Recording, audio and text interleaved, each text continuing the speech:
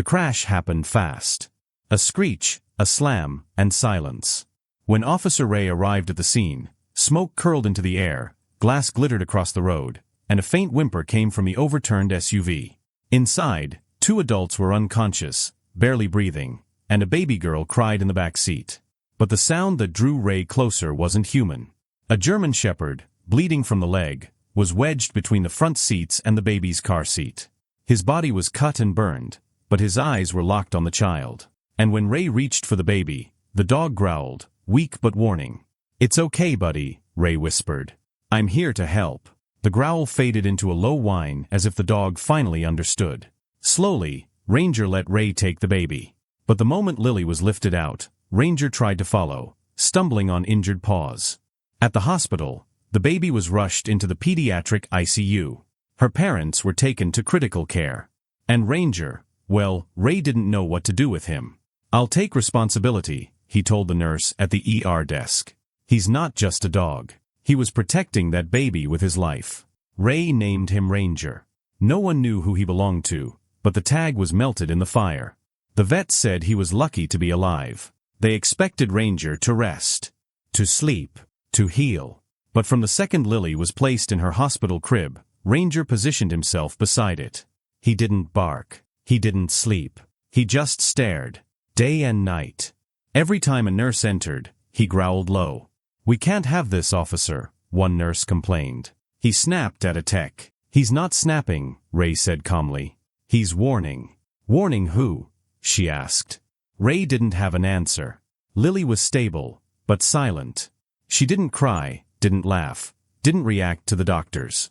But when Ranger rested his nose on the edge of her crib, her tiny hand reached out, just barely, and touched his fur. And that's when she smiled. Something passed between them, quiet and unseen, like a memory that didn't belong to either of them but connected them anyway. Maybe he belonged to them, Ray guessed one night. Maybe he's the family dog. But no microchip matched. No one claimed him. And when Child Services arrived to talk about moving Lily to a foster home, Ranger growled so loud it shook the 4-stand. "We'll have to remove the dog," the agent said. "No," Ray snapped. "Let me find another way. You can't keep him here forever, officer. I'm not doing this for me. I'm doing it for her." That night, Ray tried to take Ranger home. He tugged gently on the leash. "Come on, buddy. Just for tonight." Ranger didn't budge. "Please," Ray whispered. "She'll be okay." Ranger looked up at him, then back at the crib. He let out one low, trembling bark. Ray sighed. "You know something, don't you?" he muttered. "You saw something. Or someone." Ranger laid down again, nose near Lily's fingers.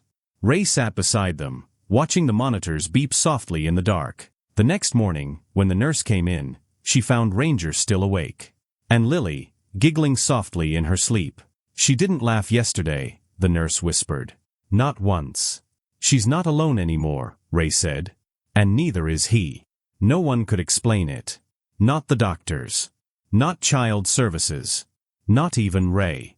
But from that day on, the hospital made a quiet exception. Ranger was listed as an emotional support animal. He was assigned a visitor's badge. But he didn't visit. He stayed. Because something inside him knew that Lily wasn't safe. Not yet. And he wouldn't leave. Not until the truth came out, the one no one had even thought to look for. Because sometimes, the only one who sees the danger is the one who can't speak. And Ranger had seen it. He remembered. Ray didn't want to let Ranger go. But Child Services insisted. "Lily needs stability," the caseworker said. "And a trained dog like him could be a distraction." Ray clenched his jaw. He's the only thing keeping her calm. Still, the order came down. Lily was moved to a foster home, a quiet 2-story house on the edge of town. Ranger was placed in the animal shelter. But he didn't stay. That night, Ranger chewed through the leash they tied him with. He rammed the kennel gate until the latch cracked, then ran. Through back alleys, across streets, and finally through a yard full of wind chimes and flower pots, until he reached the house. Lily was inside. He could smell her. The window was cracked open. Not enough to get in, but enough to whine. Inside, Lily stirred in her crib. Her tiny hand reached toward the sound. The foster father, Mr. Callan, opened the door in his robe. "What the hell?" Ranger rushed past him and headed straight for Lily's room. She lit up instantly, giggled, reached for his ear. Mrs. Callan followed behind. "Oh, that's the dog from the hospital. Is he safe?" Ray arrived minutes later, out of breath, shocked. "I don't believe it," he muttered. "He tracked her." "She loves him," Mrs. Callan said softly. "Maybe we let him stay?" Reluctantly, the agency allowed it. Just for a trial period, they warned. But Ranger wasn't here to adjust. He was here to watch. Every night, he sat by Lily's crib. Every day, he followed her like a shadow. And every time the house creaked, his ears perked up. It started the third night. Ranger froze at the top of the stairs. His ears low, eyes locked on the basement door. He growled. "Probably just old pipes," Mr. Callan chuckled. "This place is ancient." But Ranger wouldn't stop. The next night, he pawed at the door. The night after that, he scratched, whined, barked. "Enough," Mr. Callan shouted one evening. "That dog's gonna tear up the place." Mrs. Callan tried to calm him. "He's just anxious. He went through a lot. I don't care. He's scaring the baby." But that wasn't true. Lily laughed every time Ranger howled. She clapped when he growled at shadows. And that's what made it strange. Because Lily didn't laugh for anyone else. One night, around midnight, Mrs. Callan went downstairs for tea. She found Ranger sitting, motionless, at the basement door, whining, just a little. She reached out to pet him. "Hey, it's okay. There's nothing down there." He barked sharply. She jumped. All right, she whispered. "You win." She opened the basement door. Cold air drifted up from below. Ranger didn't move. Just stared. Mrs. Callan flicked on the light. It was dim. Dusty stairs. Shelves. Old boxes. "See," she said. "Nothing here." But Ranger didn't seem convinced. The next morning, Ray dropped by. "Just checking in," he said. Mr. Callan laughed tightly. "The dog's lost it. Keeps scratching at the basement door like a ghost's down there." Ray bent down and looked at Ranger. His paws were raw. Nails cracked. "What is it, boy?" he asked. Ranger turned to Lily, then back to the door. "I think he's trying to tell us something," Ray murmured. Mr. Callan rolled his eyes. "Yeah? Maybe he's just hearing rats." That night, it got worse. Ranger didn't just scratch. He slammed his body against the door. Over and over. Lily cried. And then, everything went quiet. Ranger turned, looked at Ray, and growled. But this time, it wasn't fear. It was warning. Something, or someone, was down there. And Ranger knew. Tomorrow, Ray would come back. And when he did, he would open the basement door. It began just after 2 a.m. Lily's cries pierced through the silence like a siren. Loud. Sharp. Different. Mrs. Callan rushed into the nursery. Shush, it's all right, baby. You're okay." But Lily wasn't okay. Her face was red. Her hands clenched. No fever. No wet diaper. Just terror. "She's never cried like this," Mrs. Callan whispered, pacing with her in her arms. "Ranger, where's Ranger?" She opened the door, expecting to see him by the crib like always. But Ranger was at the basement door again, growling. Teeth bared. "Get away from there," she snapped. "She needs you." But Ranger didn't move. He stayed locked on the basement. The growl turned into a snarl. Then, click. The lights flickered once, then died. What?" she gasped. "The power." The hallway turned pitch black. The baby cried louder. That's when Ranger bolted. Through the hallway. Into the nursery. He planted himself between Lily's crib and the window, barking like he was facing down a wild animal. Mrs. Callan screamed, "What's going on?" A crash echoed from downstairs. Something, or someone, had moved. Next door, an elderly neighbor woke up from the noise. She looked out her window and saw the Callans' porch light blinking. Then, a thud. She dialed 911. "Something's wrong at the house next door. There's a baby in there. And a dog going crazy."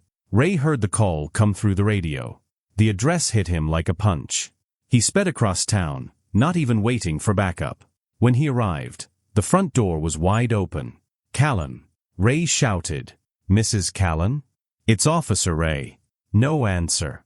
Then, bark. One sharp, guttural bark from upstairs. Ray pulled his flashlight and his weapon. Step by step, he moved down the hallway. And then he saw it. The basement door. The lock, broken. Not picked. Not tampered with. Broken from the inside. He pointed the light toward the stairs. Empty. Then upstairs, another bark. Ranger. Ray called. Up the staircase, he moved fast. Turned the corner into the nursery. And froze. Ranger stood in front of Lily's crib, his body tense, his teeth bared. In the corner of the room, a shadow. A figure. Dressed in black. Face hidden. Don't move. Ray shouted, aiming his weapon. Hands where I can see them. The figure didn't move. I said don't move. Mrs. Callan peeked from the hallway, trembling. Who is that? She whispered. Get her out, Ray ordered. Take Lily and get out.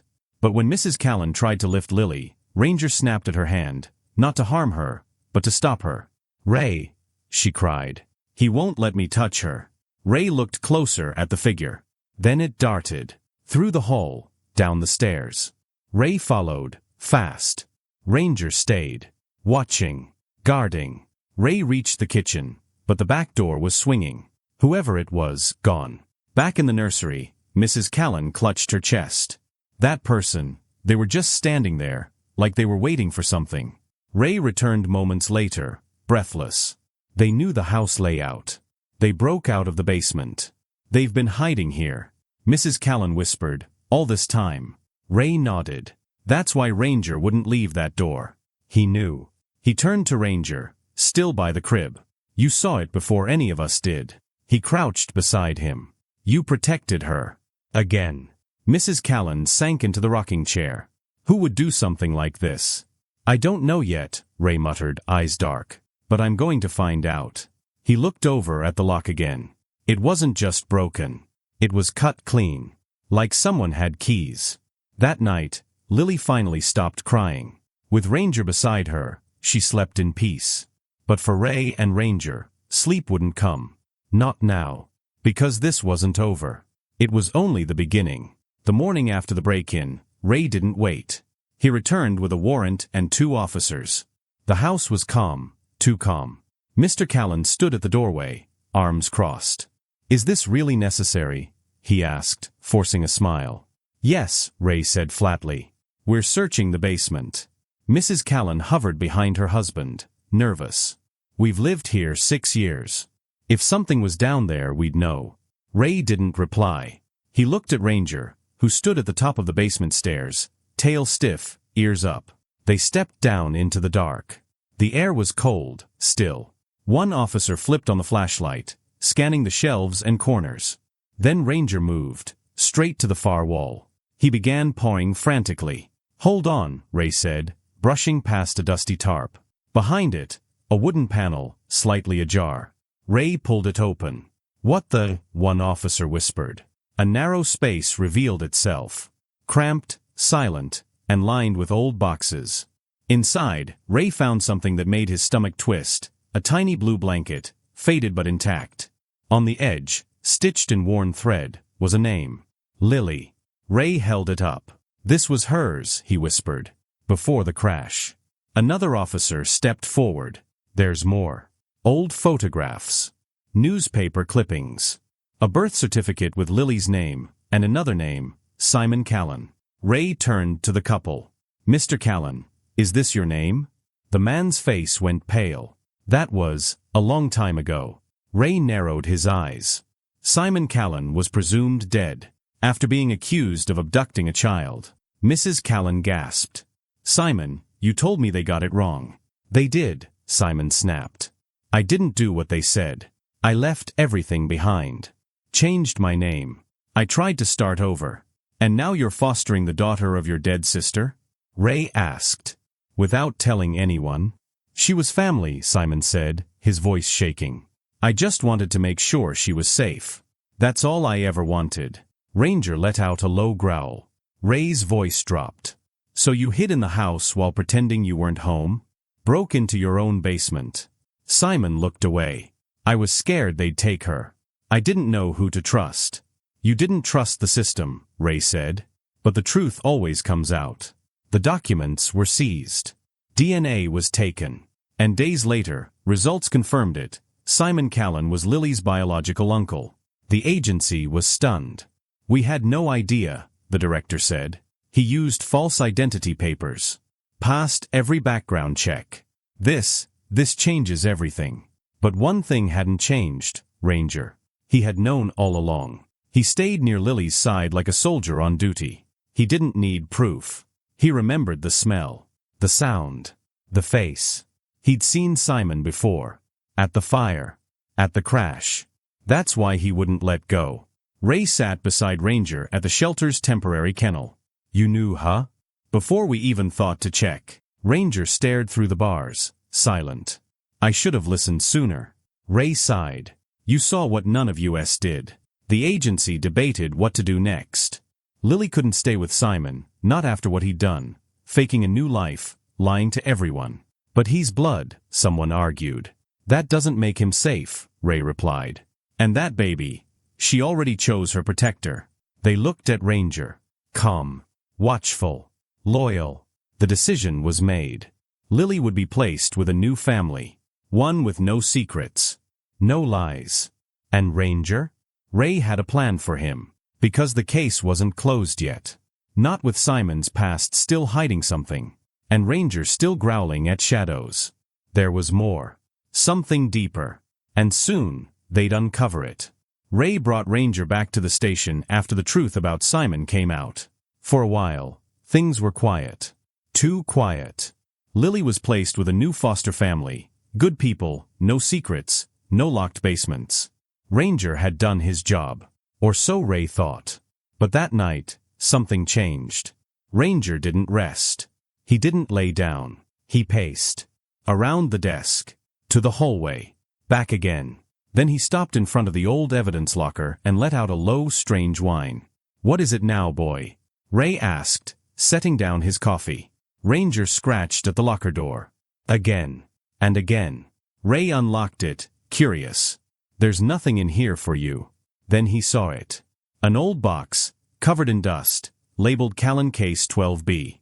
Ray pulled it out, popped the lid, and inside was a stack of documents, a small blanket, and a bent photo. He picked it up, paused. The picture was faded, but there was no mistaking it. A younger Ranger, maybe just a few months old, sitting at the feet of a smiling woman. In her arms, a baby. Lily. Ray stared. Wait a second. That's her mother. Ranger let out a soft, broken sound. His eyes locked on the photo. Then he licked it. You remember her, don't you? Ray whispered. She was yours. Ranger sat down, like he understood. Like everything that happened had come rushing back at once. She was your first family, Ray said. You were with her when it all started. Ray looked at the documents again. Medical records. A CPS report. A note about a fire, and the disappearance of a child. Suddenly, the details were clearer. Ranger hadn't just become Lily's protector after the crash. He had been there before. He remembered. The smell of smoke. The woman's scream. The figure in the shadows. The confusion. The crying baby pulled from her arms. And he tried to stop it. But he was just a pup. You were with her that night, Ray murmured. You saw it all. The fire, the kidnapping. Ranger whined again. Stood up. Walked to the door. Then looked back. You want me to follow you? He barked once. Sharp. Ray grabbed his coat. Okay. I'm listening now. He didn't know what Ranger had planned. But this dog had never been wrong. Outside, the air was cold. Ranger moved fast, leading Ray down the street, across 2 blocks, and toward the edge of town. They stopped in front of a rundown building. Abandoned. Windows boarded. But familiar. Ray narrowed his eyes. This place, it's in the file. This was where the mother worked. Before she disappeared. Ranger stood at the door, stiff as stone. Ray drew his flashlight. Walked up the steps. And looked inside. It was dark. Silent. But something about the place buzzed in his bones. Because this wasn't just a memory for Ranger. It was the missing piece. And whatever they were about to find was going to change everything. Ray didn't wait. After Ranger led him to the abandoned building, the one tied to Lily's mother, everything clicked. The missing pieces weren't missing anymore. They had just been buried. He drove straight to the Callens' home. Not the one Lily had been taken from, the other one. The property listed in the adoption files. Mr. Callen answered the door, his face hollow. He didn't try to smile this time. "You stole her," Ray said, his voice low but steady. "You knew exactly what you were doing." Callen didn't speak. His shoulders sank. "She was taken from her mother," Ray continued, "during that fire. That wasn't an accident, was it?" Callen swallowed hard. "She wasn't safe. My sister, she was in trouble. There were people watching her. She begged me to protect the baby." "You ran," Ray said. "You faked an identity. You hid Lily for years. Lied to everyone, including your wife." "I tried to tell the truth," Callen muttered. "No one believed me. They said I was unstable. Said I kidnapped her." "You did kidnap her." Callen's voice cracked. "She would have ended up in the system. Lost. Like so many others. I thought I could give her a better life." Ranger stood in the doorway behind Ray. He let out a sharp bark. Callen looked at the dog, his eyes full of something between guilt and grief. "He was there that night. At the fire. He saw me take her." Ray nodded. "And he never forgot. He tried to tell us from the start." A week later, the courtroom was packed. The judge sat still as evidence was presented. DNA results, falsified papers, the photo of Ranger with Lily's mother. And finally, Ranger himself. He stood in front of the judge, tail still, eyes fixed on Lily, now seated with a new guardian, a surviving cousin of her mother, someone who had spent years trying to track her down. Ray testified. So did the neighbor who called the police that night. So did Mrs. Callen. But when the judge asked, "Why should this dog matter in a court of law?" Ray responded with one line. "Because he remembered what none of us did. And he never gave up trying to protect her." The courtroom was silent. The judge nodded slowly. "Sometimes the truth comes in silence, loyalty, and instinct. I've heard enough." Custody was granted to Lily's blood relative, someone verified, stable, and willing to keep Ranger with her. Because Ranger wasn't just a dog. He was family. That night, a storm rolled in. Rain hammered the windows. Thunder shook the skies. But Lily didn't cry. She sat on the living room floor with Ranger, wrapped in the same faded blue blanket from her past. She looked up at Ray and pointed at Ranger. "Home," she said softly. Ray smiled, voice catching in his throat. "Yeah, he is." The case was over. But Ranger's mission never really ended. He didn't forget the fire. He didn't forget the scream. And he never forgot Lily. Because some dogs aren't just pets. They're guardians. And no matter the storm, they stay. If Ranger's loyalty moved you, if Lily's story touched your heart, share this video with someone who believes animals know more than we give them credit for. Have you ever seen a dog protect someone like this? Tell us in the comments. We read every single one. And don't forget to hug your pet tonight. Because sometimes, the hero in your life has 4 legs, and never asks for anything in return.